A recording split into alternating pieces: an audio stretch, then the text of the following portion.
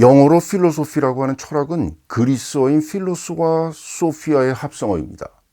필로스는 사랑을 뜻하고 소피아는 지혜를 뜻하니까 필로소피를 직역하면 지혜를 사랑한다, 이런 뜻이죠. 많은 사람들이 알고 있어요. 그런데 필로소피라는 이 용어를 누가 만들었죠? 널리 알려져 있지 않아서 처음 들을 수도 있는데요. 피타고라스입니다.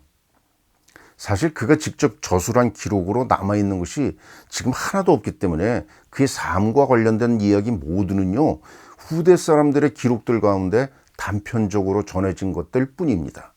다음 일화도 그런 사례들 가운데 하나죠. 길을 가던 피타고라스가 몽둥이로 개를 때리는 사람을 말리면서 이렇게 말합니다. 그만하게. 이제 그만 때리게나? 내 친구의 영혼이 그 개 안에 들어있단 말일세. 그것을 어떻게 안단 말이오?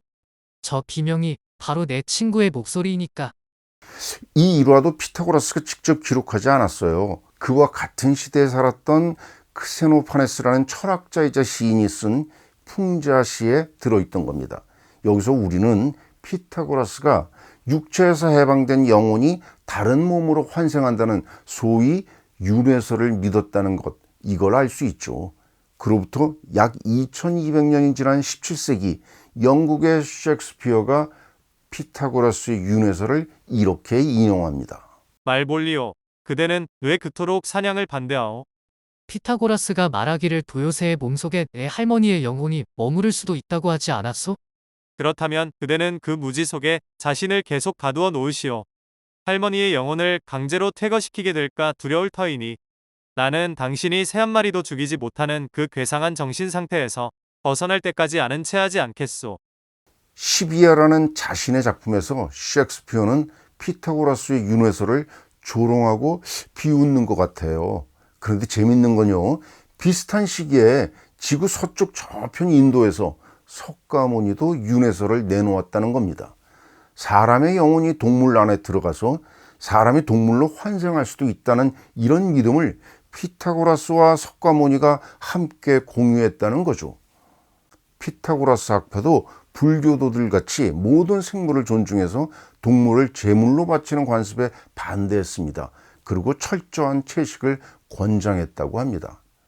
아무튼 이 일화들처럼 필로소피라는 용어를 피타고라스가 처음 만들었다는 사실, 이것도 디오게네스라는 전기 작가가 저술한 유명한 철학자들의 생애와 사상, 이 책에 들어있는 내용입니다. 디오게네스라는 이름 낯설지 않죠? 통 속에서 개처럼 살아간다고 하여 소위 견유학파의 철학자로 알려져 있는 사람. 알렉산더 대왕이 통 안에서 생활하는 그를 찾아와서 원하는 게 무엇인가 이렇게 물었을 때 아무것도 필요 없으니까 햇볕을 가리지 말고 비켜서 주세요, 이렇게 말했다는 일화, 유명하죠. 기원전 4세기 무렵입니다. 그런데요, 피타고라스의 일화를 기록한 디오게네스는 견유학파의 철학자가 아닙니다. 동명이인인 셈인데요, 기원 후 4세기 사람입니다.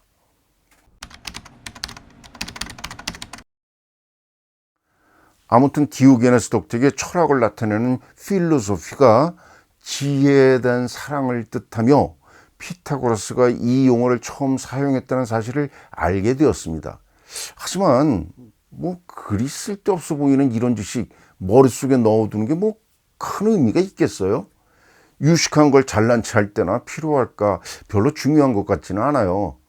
하지만요, 필로소피의 어원을 좀 더 생각해 보면 그냥 소피아, 즉 지혜라고 하면 되는 것 아닌가? 이런 생각이 들지 않아요? 그런데 왜 굳이 소피아 앞에 사랑한다는 뜻을 가진 필로스를 붙였을까? 이런 의문도 들고요.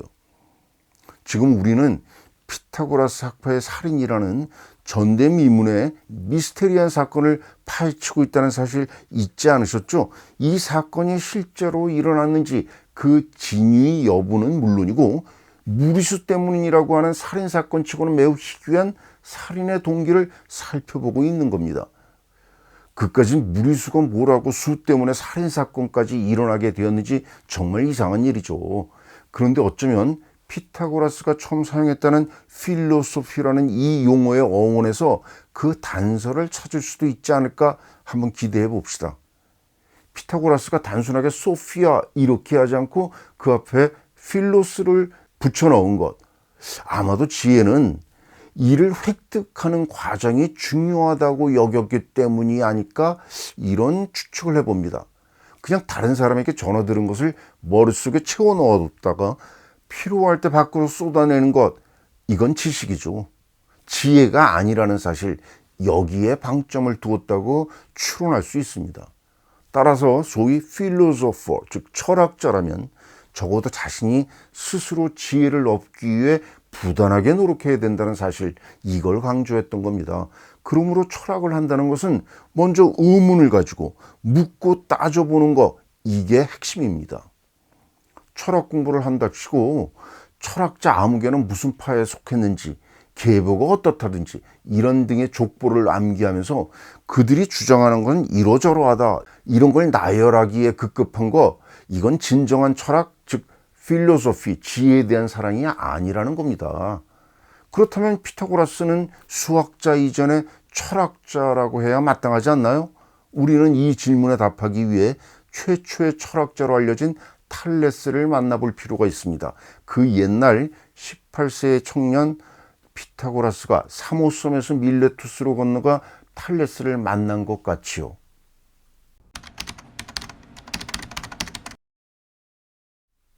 청년 피타고라스를 맞이했을 때 탈레스는 이미 환갑을 훌쩍 넘긴 노인이었죠. 그 전에 탈레스는 이런 말을 남겼습니다. 만물의 근원, 즉 아르케는 물이다. 여기서 그리스어 아르케라는 단어에는 처음 또는 시초라는 뜻이 들어 있습니다. 고고학을 영어로 archaeology 이렇게 말하죠. 이 단어도 아르케에서 파생되었습니다. 또 이런 문장을 보세요. He is the archetype of British gentleman. 이 문장, 그는 영국 신사의 전형이다.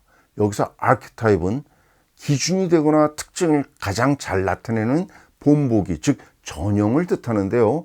역시 아르케에서 파생된 단어입니다. 하지만 모든 물질의 근원, 즉 아르케가 물이라는 탈레스의 주장, 현대 과학 문명 시대에 살고 있는 우리로서는 쉽게 받아들이기가 어렵죠. 만물의 근원이 물이라니 참 뜬금없어 보이잖아요. 그러면 그는 왜 이런 주장을 했을까요? 탈레스의 입장에서 한번 생각해 볼까요? 그 당시 종이 대신에 사용했던 파피루스의 예를 들어서 설명해 봅시다. 파피루스 두루마리는 파피루스 풀로 만듭니다. 근데 이 풀이 자라나는 곳은 강가의 늪지대죠. 그리고 이 늪지대는 진흙투성이입니다. 진흙은 물이 있어야 생성되죠. 따라서 파피루스의 근원을 찾아 거슬러 올라가다 보면 결국 물을 만나게 되니까, 따라서 모든 물질의 근원은 물이다. 아마도 탈레스는 이런 식으로 만물의 근원이 물이다, 이런 주장을 펼쳤을 겁니다. 하지만 그의 주장에 대해서 쉽게 반론이 제기됩니다. 물과 상극인 불을 떠올려 보세요. 불의 근원을 어떻게 물이라고 할 수 있지? 이렇게 되물을 수 있으니까요. 실제로 그의 제자들은 스승인 플라톤의 주장을 그대로 접수하지 않고 이에 반론을 제기하고 자신들만의 새로운 주장을 내놓기 시작합니다. 탈레스와 그의 제자들을 밀레투스 학파라고 하는데, 그들이 활동했던 폴리스 이름을 붙였던 겁니다. 그런데 이 밀레투스 학파 사람들은 참 발칙하기 짝이 없었습니다. 탈레스의 제자였던 아낙시만드로스만 해도 그렇습니다. 그는 만물의 근원인 아르케가 물이 아니라 한계가 없는 물질인 아페이론이라는 추상적 개념을 내세우면서 스승인 플라톤에게 반기를 들었으니까요. 그리고 얼마 지나지 않아서 또 다른 제자인 아낙시메네스, 이 친구는요, 탈레스는 물론 아낙시멘드로스에게도 반기를 듭니다. 만물의 근원인 아르케는 물도 아니고 아페리온도 아니고 우리가 숨쉬는 공기다, 이런 주장을 펼쳤던 겁니다. 자신의 견해를 자유롭게 펼치는 밀레토스 학파의 이런 발칙한 모습이 약 2000년이라는 긴 세월이 흐른 르네상 시대에 화가 라파엘로에 의해서 아테네 학당이라는 작품에서 구현되었습니다. 오른손을 들어 이데아를 가리키는 스승 플라톤에 맞서 제자인 아리스토텔레스는요, 발칙하게도 반대편인 발밑을 가리키고 있는 이 장면, 상징적으로 보여줍니다. 이 그림에서 아리스토텔레스는 자신의 스승 플라톤에게 이렇게 말하는 것 같습니다. 선생님, 우리에게 가치 있는 것, 즉 진리가 우리가 발을 딛고 살아가는 이 세상 이외에 또 어디 있다는 거죠?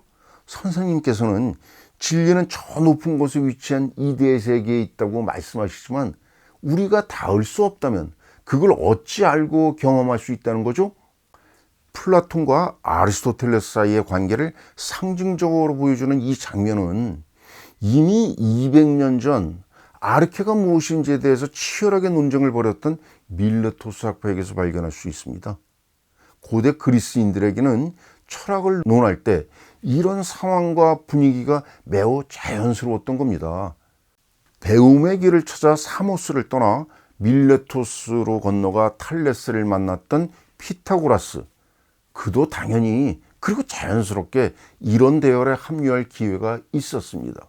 하지만 그는 밀레토스 학파에 속하지 않았죠.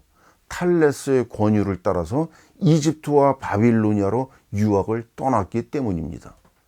그리고 38년이 지나 다시 사모스로 돌아온 피타고라스, 그는 만물의 근원인 아르케를 수라고 말합니다. 사실 진짜 그가 그런 말을 했는지는 확인할 수 없죠. 하지만 그가 이 세계를 수의 구조로 이해하려고 했다는 사실, 이것만은 틀림없습니다. 이와 관련된 피타고라스와 수학에 대한 자세한 이야기는 이어지는 다음 영상에서 곧 펼쳐 보이겠습니다. 그 전에 여기서 우리는 매우 중요한 사실 하나를 짚고 넘어갈 필요가 있습니다.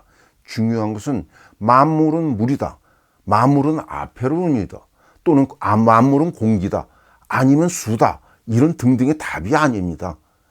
만물의 근원인 아르케는 도대체 무엇이지? 이 질문이 더 중요하다는 사실에 우리는 주목할 필요가 있습니다. 바로 이 질문 덕택에 인류는 비로소 신화의 세계로부터 벗어날 수 있는 매우 중요한 전기를 마련했으니까요.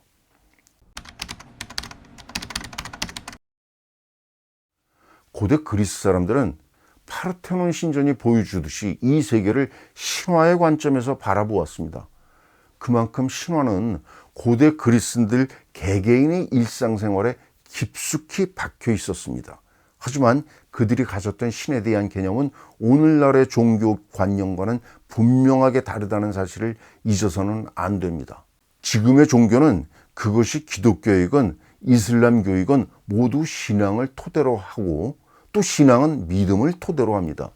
예를 들어 기독교인은 하느님을 믿는 사람이어야 하고 그렇지 않은 사람은 기독교가 될 수 없죠. 반면에 고대 그리스 사람들에게는 신의 존재가 너무나 당연하고 자연스러웠습니다. 그래서 그 누구도 신의 존재에 대해서 의심을 품지 않았거든요. 탈레스도 다르지 않았습니다. 그는 만물의 근원이 물이다 이렇게 말하면서 동시에 만물은 신들로 가득 차 있다 이렇게 말했으니까요. 이 말은 곧 그리스인에게 신은 오늘날의 종교처럼 믿음의 대상인 어떤 존재가 아니었다는 겁니다. 신은 곧 삼라만상 그 자체였음을 말하고 있습니다. 태양은 제우스 신이었습니다. 대지는 가이아라는 또 다른 신이었고 우주는 우라노스였고 바다는 포세이돈 신이었으니까요. 그들의 신화에는 오늘날 기독교에서 말하는 믿음이라는 개념이 들어설 자리가 없었던 겁니다.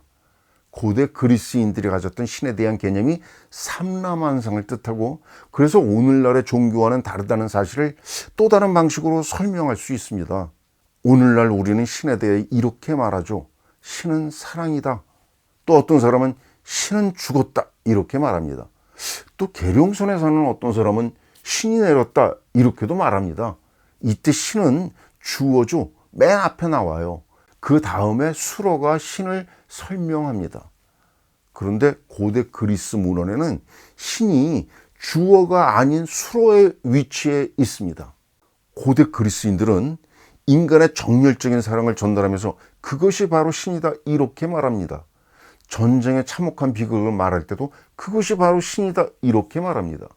그들에게는 아름다움이 곧 아프로디테 여신이고 사랑은 에로스 신이고 지혜는 아테네 여신이었습니다. 사랑, 증오, 전쟁, 죽음 이 모든 경험은 초월적인 힘이 작용하여 이루어지는 경험이었고 그래서 그들은 신을 주어가 아니라 어떤 상황을 묘사하는 수로로 사용했던 겁니다. 우리에게 알려진 그리스 신화는 고대 그리스인들이 신에 대한 다양한 이야기를 엮어가면서 자신들의 삶 그리고 자신들을 둘러싼 이 세계의 의미와 맥락을 어렴풋이나마 이해하고자 했던 그들 나름의 몸부림이었습니다. 그들은 신화를 미토스라고 했는데요. 이때 미토스는 이야기라는 뜻으로 아득한 과거에 대한 집단적 기억을 전해주는 신화의 언어를 말합니다. 한편 탈레스를 비롯한 밀레토스 학파가 만물의 근원, 즉 아르케가 무엇인지를 탐색하기 시작할 때는요, 이 세계의 자연현상을 신화라는 이야기로 풀어나가는 것이 아니라 논리적이고 합리적으로 설명하려는 그런 시도였습니다. 여기에는 신이 아닌 이성과 논리, 즉 로고스가 필요했습니다. 결국 미토스에서 로고스로의 전환이 이루어진 겁니다. 철학은 여기서 탄생한 겁니다. 그렇다면 수학은 어떻게 탄생했을까요? 영어로 mathematics라고 하는 수학도 philosophy라고 하는 철학과 같이 모종의 뜻이 들어있는 것 같지 않습니까? 미리 밝혀두지만요, mathematics라는 이 용어도 피타고라스가 만들었습니다. 그렇다면 피타고라스는 mathematics라는 단어를 왜 그리고 어떻게 만들게 되었죠? 이 단어의 의미는 오늘날의 수학과 과연 같은 것이라 말할 수 있을까요? 이런 질문들, 피타고라스와 수학에 관한 이야기 다음 영상에서 계속 이어집니다. 굿데이.